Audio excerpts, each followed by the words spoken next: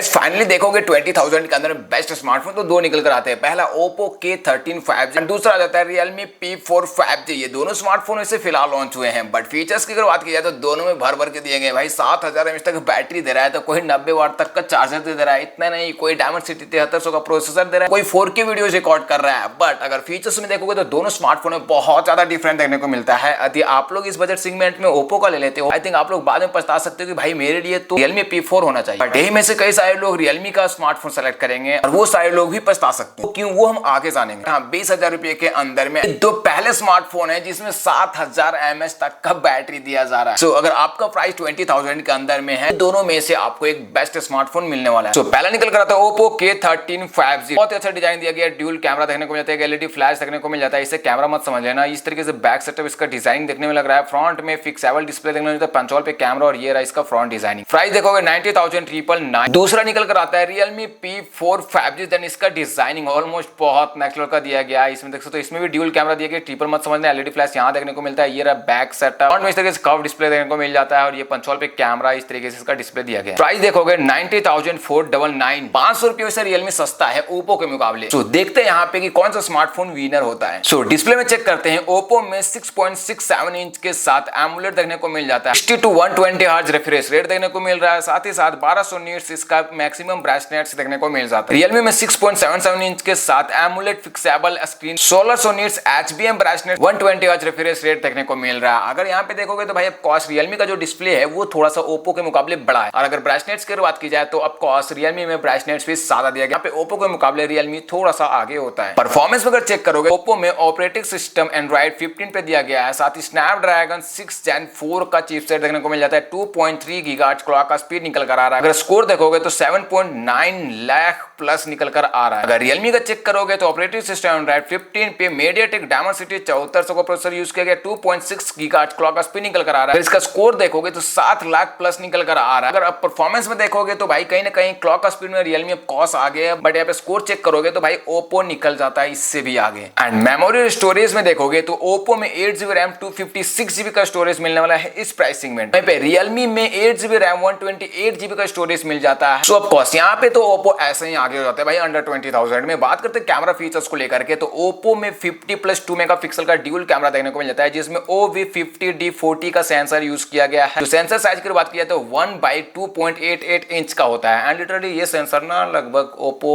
25,000 के अराउंड वाली स्मार्टफोन में भी यूज कर देता है। 16 मेगापिक्सल का फ्रंट कैमरा देखने को मिलता है, जिसमें IMX480 का सेंसर यूज किया गया जो सोनी की तरफ आता है। Realme में 15 मेगापिक्सल प्लस 8 मेगापिक्सल का ड्यूल कैमरा देखने को मिल जाता है without any high level sensor. आते 16 मेगापिक्सल का फ्रंट कैमरा जो कि सेम IMX480 का सेंसर दिया गया है जो Oppo में दिया गया था। अगर वीडियो रिकॉर्डिंग की बात की तो दोनों स्मार्टफोन में आप लोग रियर कैमरे से 4K को 30 fps पर रिकॉर्ड कर सकते हैं, साथ फ्रंट कैमरे से फुल HD को 30 fps पर रिकॉर्ड कर सकते हैं। सेम फ्रेम रेट पे वीडियोस को तो रिकॉर्ड कर दोगे, बट यहाँ पे कैमरा के लिए कौन सा स्मार्टफोन बेस्ट है? फाइनली अगर देखोगे तो ऑफकोर्स यहाँ पे Oppo one of the best निकल कर आता है, बिकॉज यहाँ पे Oppo में एक तो अच्छा खासा सेंसर भी यूज किया गया, बट Realme में ऐसा कुछ भी नहीं है। बट Oppo एक कैमरा फोन भी ऐसे ही हो जाता है, बट उसे साइड में रखते हैं। Oppo में देखोगे तो 7000 mAh का बैटरी कैपेसिटी दिया गया है, साथ ही साथ यहाँ पे 80 वाट का सुपर बूस्ट चार्जर दिया गया जो कि 62% मात्र 30 मिनट्स में करके दे देगा। Realme में 7000 mAh तक का बैटरी कैपेसिटी देखने को मिल जाता है, साथ ही साथ 80 वाट का फास्ट चार्जर दिया गया है। भाई दोनों में बैटरी और चार्जर सेम दिया गया है इस प्राइस सेगमेंट में। साथ ही दोनों में ड्यूल स्टीरियो स्पीकर्स का भी ऑप्शन देखने को मिल जाता है। बाकी Oppo में प्रीमियम टच एक्सपीरियंस देखने को मिलता है, स्प्लैश टच, IP65 रेटिंग, जो कि अगर स्क्रीन पे पानी के छींटे भी गिर जाते हैं ना तो स्क्रीन काम करना बंद कर देता है, वो ऐसा इसमें नहीं होने वाला है। बाकी Realme में IP65, IP66 dust and water resistant देखने को मिल जाता है। सो ऑफ सारा फीचर्स तो हम बता दिए दोनों स्मार्टफोन के बारे में, बट यहाँ पे बात निकल करते आखिरकार लेना कौन सा स्मार्टफोन को चाहिए। अंडर 20,000 के अंदर में देखोगे तो भाई 500 रुपये Oppo ज्यादा महंगा है Realme के मुकाबले, बट फीचर्स में अगर देखोगे तो कहीं ना कहीं तरह से उसका ब्रांड वैल्यू है, उस हिसाब से फीचर्स बहुत ज्यादा दिए गए हैं Realme के मुकाबले। क्यों देखो परफॉर्मेंस में लगभग वो दोनों बेस्ट दिया गया, बट Oppo आगे निकल जाता है यहाँ पे Realme के मुकाबले। साथ ही साथ रैम और स्टोरेज देखोगे तो यहाँ भी Oppo आगे निकल जाता है 256GB स्टोरेज के साथ में, एंड 2025 में भाई आप लोग 256GB के साथ नहीं जाओगे ना, बाद में बहुत पछताओगे। इसके अलावा कैमरा क्वालिटी इसमें भी अगर देखोगे तो Oppo ही आगे होता है Realme के मुकाबले। बात करते हैं बैटरी और चार्जर के लिए तो यहाँ पे दोनों स्मार्टफोन बेस्ट ही है, और वाटर प्रूफ के लिए दोनों स्मार्टफोन में IP65 देखने को मिल जाता है। सो ऑलराउंडर अगर देखोगे तो भाई यहाँ पे 500 रुपये यदि आप लोग ज्यादा लगाते हो तो आपको प्रीमियम लेवल का फीचर्स मिलने वाला है, मतलब कि Realme के मुकाबले बहुत ही नेक्स्ट लेवल का फीचर्स देखने को मिलता है जो आगे जाकर के आपको बहुत ही काम आने वाला है। यहाँ पे Realme में उतना ज्यादा बुरा नहीं है। यदि आप लोग एक नॉर्मल स्मार्टफोन लेना चाहते हो तो आपके लिए रियलमी भी यहाँ पे बेस्ट हो सकता है, बिकॉज फीचर्स जो है वो ओप्पो से मिलता जुलता ही है। आई थिंक आप लोगों को समझ में आ गया होगा, तो प्लीज वीडियो को लाइक कर देना, चैनल पे नए हो सब्सक्राइब बटन जरूर दबा देना। मिलते हैं नेक्स्ट स्मार्ट के साथ नेक्स्ट वीडियो में। Thank you for watching this video.